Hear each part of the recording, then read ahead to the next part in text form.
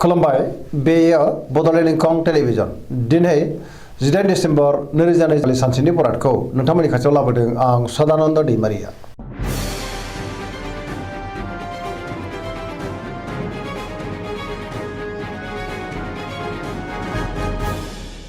सिगां फरायनो लादों मेष राशि गिबि हांखो अ ल दिनैनि साना जोबोर मोजां गोथों आरो गोग्गो साननो रोंगोन गियाननि आंखाल जानाय नङा सोरजोंबा बाख्नाय जानोबो हागौ बयजोंबो अनसायजागोन न'खराव दिनै बिसि फिसायनि गेजेराव अननानै फैगोन बिदा फंबायजों मोजां सोमोन्दो थागोन बिमा बिफानि अननाय आरो बोरखौबो दिनै मोननो हागौ मोनफ्रोमबो खामानिखौनो दिनै मोजाङैनो मावफुंलांनो हागोन आरो जेरावबो जाफुंसारगोन गोसोआ दिनै जोबोर खुसि जागोन देहाया मोजाङै थागोन अब्लाबो नाथाय जानाय लोंनायाव सांग्रां जायोब्ला गाहाम बहानिफ्रायबा मोजां खौरां फैनोबो हागौ रांखावरियाव मोजां बेफार फालांगियावबो जोबोर मोजां होनजायो आयाबो बांनो हागौ सोरबा लोगोनिफ्राय थोजासे हेफाजाब मोननो हागोन गुबुननि थाखाय गोबां मोजां खामानि मावनानै होनोबो हागोन आरो बहाबा थाङोब्ला दिनै जोबोर मोजाङैनो हान्थिनोबो हागोन गोसोनि बोलोआ बांगोन पजिटिभ एनार्जिनि गोहोम गोग्लैनो हागौ लाइमोनफोरा जोबोर रमान्टिक जागोन आरो गावबा गावनि गोसोनि साननायखौ फोरमायलायनोबो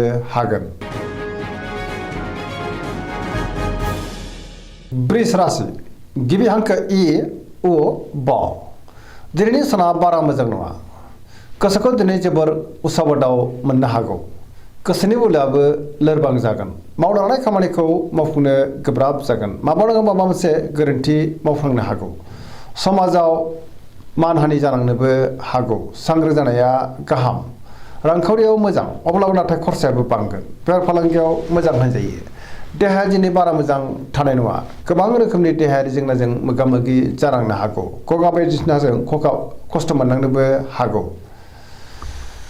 गुबुननि थाखाय नाङा फाङा जेंनायाव गोग्लैनांनोबो हागौ सोरबा लोगोजों रायखुमा जानोबो हागौ सांग्रां जानाया गाहाम गोसोनि साननायफोरा दिनै देबर नांगोन बहाबा हान्थियोब्ला मोजां अब्लाबो नाथाय नेगेटिभ एनार्जिनि गोहोमबो गोग्लैनो हागौ सांग्रां जानाया गाहाम।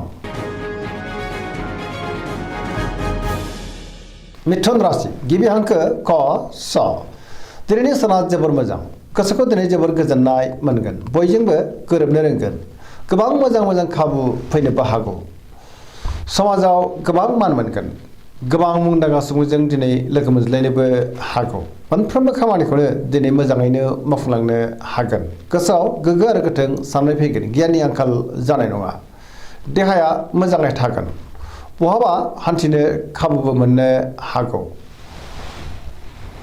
अब्लाबो नाथाय लामा सामायाव सांग्रां जानांगोन गोसोनि बोलोआ बांगोन मावनो लानाय खामानिखौ मावफुंनो हागोन अब्लाबो नाथाय माबा नङा माबा मोनसे गोरोन्थिबो जानो हागौ गुबुनजों मोजां सोमोन्दो लाखिनो रोंगोन सेंग्रा सिख्लाफ्रा जोबोर खुसि जागोन आरो गावबा गावनि गोसोनि साननायखौ फोरमायलायनोबो हागोन पजिटिभ एनार्जिनि गोहोम गोग्लैगोन। कर्कट राशि गिबि हांखो ड ह दिनैनि साना मोजां आरो गाज्रिनि गेजेरजों बाबेनलांगोन गोसोखौ दिनै जोबोर उसुखुथु मोननो हागौ समाजाव लोगो लेवा बांगोन अब्लाबो नाथाय थार लोगोनि आंखाल जानो हागौ गोसोनि साननायफोरा देबर नांनो हागौ गोसोआव दिनै नेगेटिभ साननाय फैगोन मावनो लानाय खामानिखौ मावफुंनो हायोब्लाबो माबा नङा माबा मोनसे गोरोन्थिबो मावफ्लांनो हागौ रांखावरियाव मोजां बेफार फालांगियावबो मोजां होनजायो आयाबो दिनै बांनो हागौ न'खराव बिसि फिसायनि गेजेराव अननानै फैगोन बिदा फंबायजों मोजां सोमोन्दो थागोन देहाया दिनै बारा मोजां थानाय नङा जानाय लोंनायाव सांग्रां जानांगोन गोबां रोखोमनि देहायारि जेंनाजों मोगा-मोगि जानांनो हागौ गुबुननिफ्राय हेफाजाब मोनगोन फरायसाफ्रा दिनै फरायनायाव गोसो दुंखांगोन आरो मोजां फिथाइ मोनगोन लाइमोनफोरनि गोसोआ जोबोर आला-खालाबो जानो हागौ।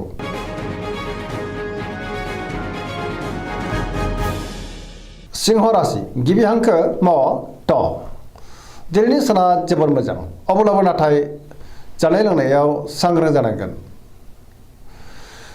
सोरबा लोगोनि अननाय आरो हेफाजाबखौ मोननो हागौ गोसोखौ दिनै जोबोर गोजोननायबो मोनगोन समाजाव लोगो लेवा बांगोन गोसोआव गोथों आरो गोग्गो साननाय फैगोन गियाननि आंखाल जानाय नङा सोरबा लोगोनिफ्राय मोजां खौरां फैनोबो हागौ बहाबा दावबायनो एबा हान्थिनो खाबु मोनगोन आरो मोजाङैनो हान्थिनोबो हागोन गुबुननि थाखाय गोबां मोजां खामानि मावनानै होनोबो हागोन। बेफार फालांगियाव दिनै जोबोर मोजां मुलाम्फा मोनगोन। सोरजोंबा बाख्नायजानो हागौ। न'खराव दिनै अननानै फैगोन। समाजाव बयजोंबो मान होजागोन। गुबुननि गोसोखौ दिनै गोरलैयैनो बोनोबो हागोन। देहाया मोजाङै थागोन। अब्लाबो नाथाय जानाय लोंनायाव सांग्रां जानांगोन। पजिटिभ एनार्जिनि गोहोम गोग्लैनोबो हागौ। कन्या राशि गिबि हांखो फ ट। दिनैनि साना मोजां आरो गाज्रिनि गेजेरजों बाबेनलांगोन। गोसोनि साननायफ्रा देबोर नांनो हागौ। सोरबा लोगोनि हेफाजाबखौ मोननो गोब्राब जागोन। सोरजोंबा रायखोमा जानोबो हागौ। गोसोनि बोलोआ लोरबां जागोन। गोसोआव नेगेटिभ साननाय फैनोबो हागौ। गोथों आरो गोग्गो साननो रोंनाय नङा। गियाननि आंखाल फैनो हागौ। रांखावरियाव मोजां, अब्लाबो नाथाय खरसायाबो बांगोन। बेफार फालांगियाव मोजां होनजायो। आयाबो दिनै बांनोबो हागौ। देहाया मोजाङै थागोन। अब्लाबो नाथाय जानाय लोंनायाव सांग्रां जानांगोन। न'खराव अननानै फैगोन। बिमा बिफानि अननाय आरिफोरखौ मोननो हागौ। अब्लाबो नाथाय सोरजोंबा रायखोमा जानोबो हागौ। गोसोआव गोनो गोथो साननायबो फैनो हागौ। नेगेटिभ एनार्जिनि गोहोम गोग्लैनोबो हागौ। लाइमोनफोरनि गोसोआ दिनै जोबोर आला खाला जागोन।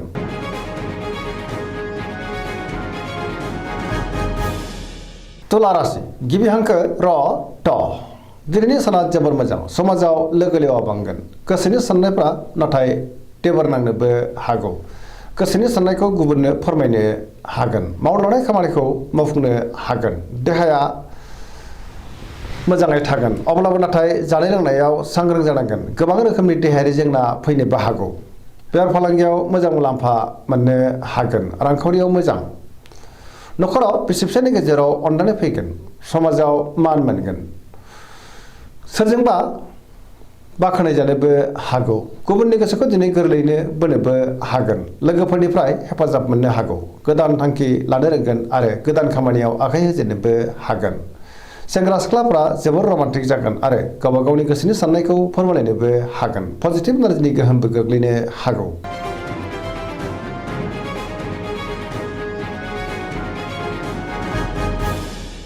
वृश्चिक राशि गिबि हांखो न स।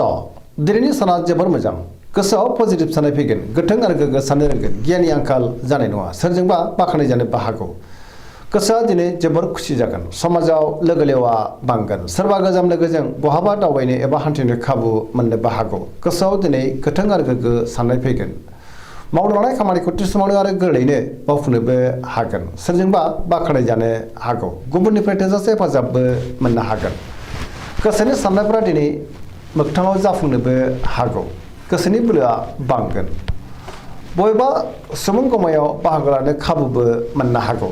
रांखावरियाव मोजां, अब्लाबो नाथाय खरसायाबो बांगोन। बेफार फालांगियावबो मोजां होनजायो। देहाया मोजाङैनो थागोन। फरायसाफोरा दिनै फरायनायाव गोसो दुंखांगोन आरो मोजां फिथाइ मोनगोन। सेंग्रा सिख्लाफ्रा जोबोर रमान्टिक जागोन आरो गावबा गावनि गोसोनि साननायफोरखौ फोरमायलायनोबो हागोन।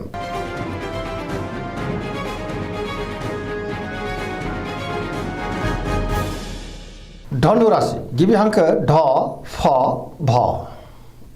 दिनैनि साना जोबोर मोजां। गोसोखौ दिनै जोबोर गोजोननाय मोनगोन। सोरबा लोगोनिफ्राय मोजां खौरां फैनोबो हागौ। गोसोआव दिनै गोग्गो आरो गोथों साननाय फैगोन। गियाननि आंखाल जानाय नङा।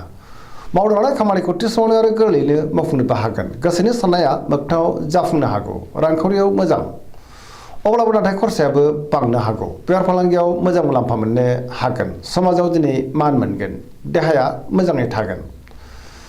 बिमा बिफानि अननाय आरिफोरखौ मोननो हागौ। बिदा फंबायजों मोजां सोमोन्दो लाखिनो रोंगोन। बहाबा दावबायनो एबा हान्थिनो खाबु मोनगोन आरो मोजाङैनो हान्थिनोबो हागोन। गोसोआ दिनै जोबोर रमान्टिक जागोन आरो लाइमोनफ्रा गावबा गावनि गोसोनि साननायखौ फोरमायलायनोबो हागोन।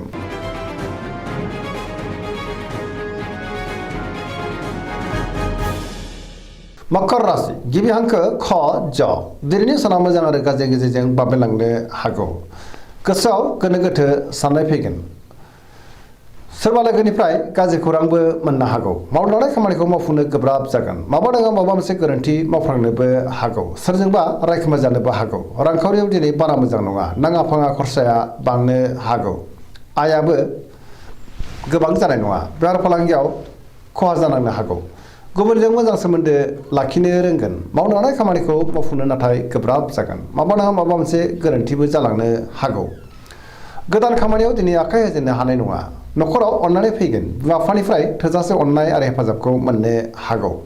देहाया दिनै मोजाङै थागोन, अब्लाबो नाथाय जानाय लोंनायाव सांग्रां जानांगोन। सेंग्रा सिख्लाफ्रा गावबा गावनि गोसोनि साननायखौ फोरमायलायनो हागोन आरो गोसोआ दिनै जोबोर रमान्टिकबो जागोन। फरायसाफोरा दिनै फरायनायाव गोसो दुंखांगोन आरो मोजां फिथाइ मोननोबो हागोन।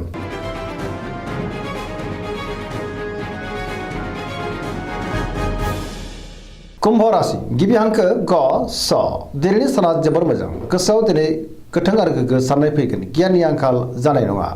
सोरजोंबा अनजासे गारगोन आरो बाख्नायजानो हागौ। माबा नङा माबा मोनसे मोजां खौरांबो फैनो हागौ। गोसोआव दिनै पजिटिभ साननाय फैगोन। गोथों आरो गोग्गो साननो रोंगोन। गियाननि आंखाल जानाय नङा। मावनो लानाय खामानिखौ थि समावनो आरो गोरलैयैनो मावफुंनोबो हागोन। समाजाव बयजोंबो मान होजानो हागौ। गोबां मुंदांखा सुबुंजों दिनै लोगो मोनज्लायनोबो हागौ। रांखावरियाव मोजां, बेफार फालांगियावबो मोजां होनजायो। देहाया मोजाङै थागोन। न'खराव दिनै अननानै फैगोन। गुबुनजों मोजां सोमोन्दो लाखिनो हागोन। बिमा-बिफानि अननाय आरिफोरखौ मोननो हागौ। बहाबा दावबायनो एबा हान्थिनो खाबु मोनगोन आरो मोजाङैनो हान्थिनोबो हागोन। पजिटिभ एनार्जिनि गोहोमबो गोग्लैनो हागौ।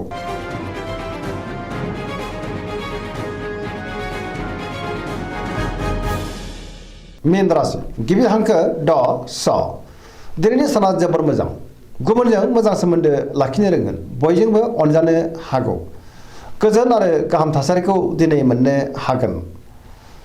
मावनो लानाय खामानिखौ थि समावनो मावफुंनो हागोन। सिगांनि बबेबा आद्रा खामानियाबो दिनै मावफुंजानो हागौ। गोसोआव दिनै गोथों आरो गोग्गो साननाय फैगोन। पजिटिभ एनार्जिनि गोहोम गोग्लैगोन। गोसोनि बोलोआ बांगोन। गावनि गोसोनि साननायखौ दिनै गुबुननो फोरमायनो हागोन आरो लाइमोनफोरा जोबोर रमान्टिक जागोन। देहाया मोजाङै थागोन, अब्लाबो नाथाय जानाय लोंनायाव सांग्रां जानांगोन। रांखावरियाव मोजां, बेफार फालांगियावबो मोजां होनजायो। सोरजोंबा बाख्नायजानो हागौ। पजिटिभ एनार्जिनि गोहोम गोग्लैगोन। दिनैनि राशि फरायनाया एसेनोसै। जोबनायाव बेखौनो खावलायो जाहाथे नोंथांमोना सानफ्रोमबो जोंनि बे बड'लेण्ड इंखं टेलिभिजनखौ नायबाय थायो आरो साबस्क्राइब खालामो, लोगोसे लाइक खालामो आरो शेयार खालामो। एसेनोसै, गोजोन्थों।